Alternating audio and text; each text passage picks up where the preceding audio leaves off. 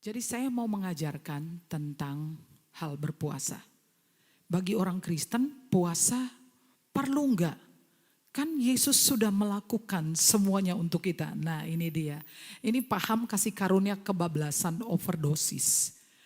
Dalam seluruh Alkitab, secara khusus dalam perjanjian lama, kapan saja ketika umat Tuhan mengambil keputusan untuk merendahkan diri, selalu diikuti dengan berpuasa. Coba cek.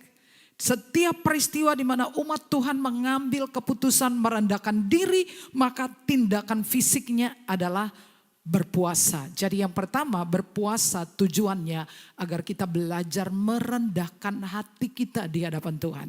Menanti koreksi dari Tuhan. Yang kedua, kenapa orang Kristen harus berpuasa? Karena kita tahu bahwa hidup ini adalah peperangan rohani. Kalau tidak ada peperangan rohani, tidak mungkin Rasul Paulus di dalam Efesus pasal 6 memerintahkan, menyerukan supaya kita mengenakan seluruh perlengkapan senjata Allah. Kalau nggak ada peperangan, ngapain memakai perlengkapan senjata Allah?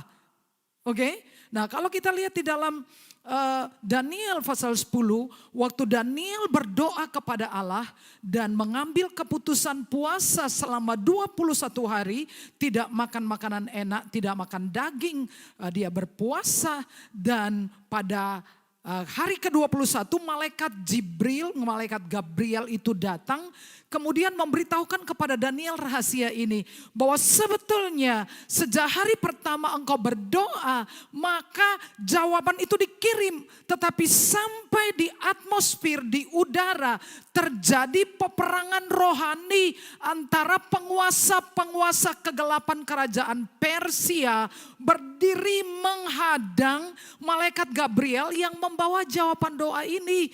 Jadi sampai pada hari yang ke-21 ketika malaikat Mikael, yaitu penghulu malaikat, datang dan kemudian berhadapan ambil alih peperangan itu, Gabriel baru bisa datang untuk bertemu dengan Daniel. Jadi banyak dari doa-doa kita yang terhalang jawabannya adalah pekerjaan kuasa-kuasa kegelapan yang harus dilawan dengan berpuasa. Yang ketiga, kenapa orang Kristen berpuasa?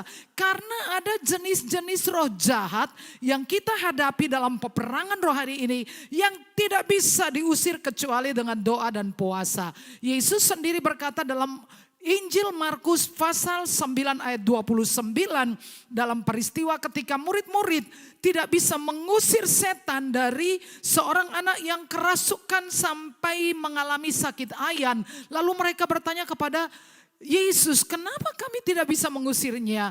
Lalu kemudian beliau menjawab, jenis ini tidak bisa diusir kecuali dengan doa dan puasa.